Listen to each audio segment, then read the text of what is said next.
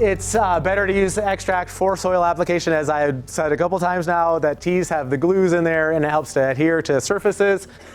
Extract is available for immediate use. If you had an outbreak of something you've got a bunch of blueberry plants and you've got an outbreak on a few plants and you need to use some type of organic pesticide on them to take care and knock back an outbreak, you would want to get good biology on there as soon as you can. So it would be good to get a compost tea on there. But if for some reason you had to get it on there right away, you could use an extract in that or something like that. In a situation like that is what I'm meaning to say. I've gotten a question a lot if you can use compost tea in a drip irrigation system. And I usually recommend to people to use extract versus the tea because of the foods, and mainly because when you're running it through the drip tape at such a slow rate like that, my concern is that the foods from the microorganisms are going to collect along the sides and then create some issues in the future where you've got that sticky residue in there. And so it's better to have just the extract that's going to be passing through and taking microorganisms to your plants. And then so I had mentioned earlier that my electricity ran out on that 100-gallon brewer. We were doing an experiment where I was having to brew 100 gallons at a time, and then I would come in early in the morning and load this farmer up, and he would take it to his farm and get it sprayed out. And I brewed one time, and I got into work, and I noticed that it wasn't bubbling, and it's like 4 a.m. I'm flipping out because I'm like, oh my God, how long is this air been off? Is it gone anaerobic? And I'm just like, I've done all this work for nothing, and I got up at 4 o'clock in the morning and it's all ruined. And I went and tested it right away, and it had to have been off the electricity had to have been off for a couple hours. And so the water was just sitting there not bubbling or getting any air to it. And the biology was totally fine. So because you're not adding those foods, it can last for longer. There's no, with everything with nature, it always depends because you've got so many variables. How many microorganisms are in your compost? What's the temperature outside? All kinds of stuff like that. So compost tea you have to use, once you brew it, you need to really use it within 24 to 48 hours. The closer you can within 24 hours, the better. Extract, other people have messed around with it where they've let it sit in a large container or a small container and found that it can sit for several days, up to even a week probably, before it starts going downhill. By letting it sit there, for some reason the protozoa get a little bit of a kick. So even when you don't have air on it, you might get more of a kick and get more protozoa going in there, in your brew. Can you take stored extract and then use that after it's been maybe 6 days or something, then turn it into compost tea? Put it in a bubbler, put some food into it? Maybe. I'd never tried that. I mean, it's possible. I don't know. It'd be hard. There's a lot of variables there. So an important note on this, after you've brewed, before you if you're going to be using a sprayer or a drip emitter or anything with some small holes, you want to make sure and filter a second time. If you're just going to be using a watering can to apply, you don't really necessarily have to do this, but you're going to have sediment in your water that you're going to want to filter out a second time. I normally try to do about 20 gallons per acre. In order to get that sprayed out, I want to dilute that down into more water. So you can dilute compost tea or extract down however much you need to. I don't know how thin you can get it. That hasn't necessarily been researched, but so say you've got a 10-acre plot of land and you know that you can take your 500-gallon tank out and cover all 10 acres with 500 gallons. You've got a 500-gallon tank, and if you did 10 gallons per acre, that would be 10 gallons at 10 acres would be 100 gallons of tea. You could dilute those 100 gallons of tea down into another 400 gallons of water to get your full 500 gallons, if you guys were hanging with me there, to dilute that down and get it sprayed out. So you can dilute it down however much you need to. And that's where I was going, where I mentioned earlier is I'll dilute it down and then I'll add some more foods for microbes so that as they're sprayed out into the soil or onto plant surfaces, they've got foods to help feed them in the future. And then you want to clean your brew equipment immediately after use. Often I'm wanting to get loaded and get out the door and get to Nashville and get my clients sprayed, but I really have to take the time to take 10 minutes and get everything cleaned up before I leave, because you've got sticky residues and stuff like that it's way faster to just take 5 to 10 minutes and clean it up beforehand than to have to take like a half an hour later because it's stuck on there and you're having to scrub and stuff like that. And then we had a question about how do we clean this stuff up. I usually just use water, and then I'll use one of those Scotch, the green pads, the green scrubber pads that you can use, because they're not too harsh, and I don't want to scrub real hard on the plastic, so I'm using the plastic brewer. You can create like little micro tears in the plastic if you really scrub a lot, and those micro tears are gonna hold your biology then, and then it could potentially hold that and then create anaerobic zones that you're then introducing anaerobic microorganisms into your tea in the future.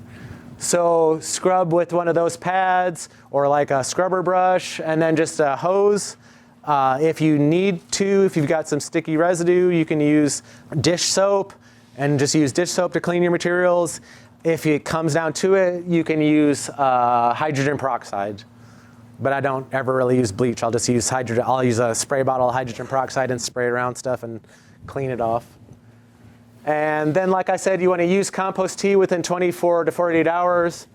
It kind of depends on the ambient temperature, so the hotter it is, you really want to get it used up faster. You said you added food as you were applying, like what, how much, what rate? So this gets back to my point of like being able, adding too much food and making sticky stuff. I try to stick to like 1 cup per 100 gallons. So I'll do like a cup of fish hydrolysate and kelp mix in there.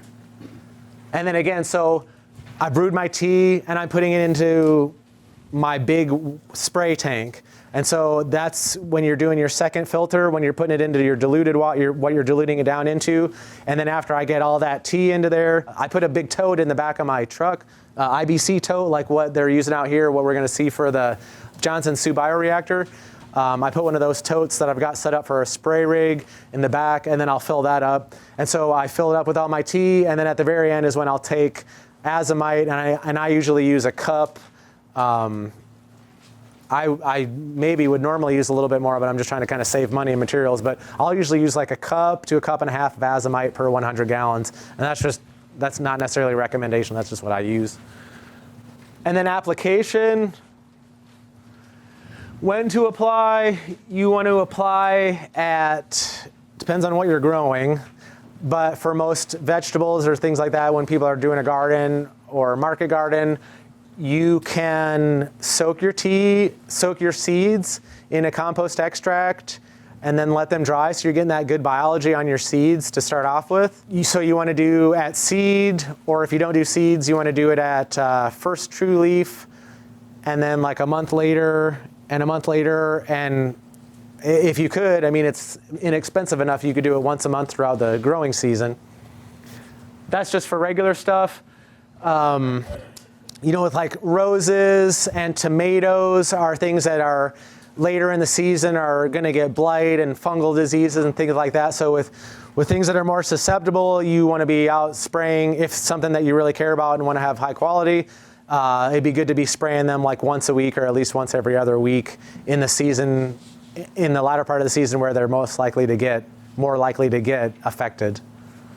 With your water that you're using to dilute down into, you always need to remember to let that off gas for chlorine or add humic acid to it to tie up the chlorine ions.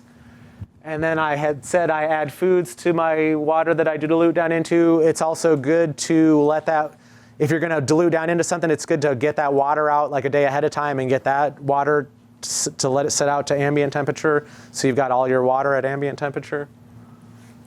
And then at this point, I mentioned the azomite, or if you were to use rock dust or anything like that, you would add this in. And this is also the same point. Once I'm loading up my tea into the water into my spray tank is when I would add mycorrhizal spores. So I'm mixing mycorrhizal spores in there and using a stir stick to stir them up real well.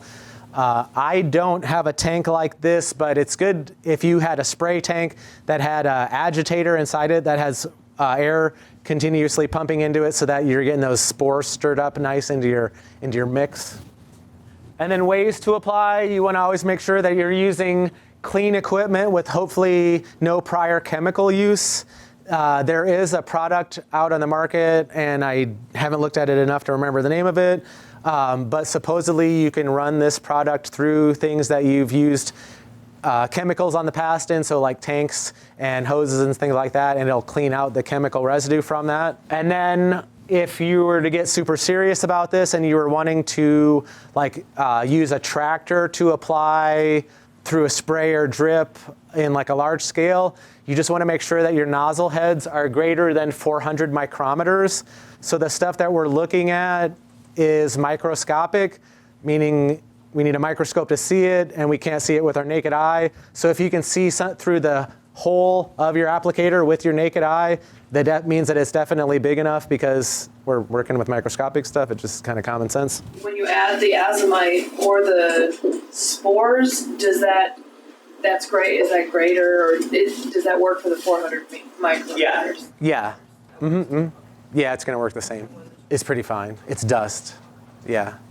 The main problem that you are likely to experience with azomite or the spores is that the powder likes to hang up at the top of the tank, and it's hard to get it stirred up and get it down fully into the water and dispersed in the water. Yes? Do you have a recommendation for the second filter? Is there some easy thing to buy to use for a second filter?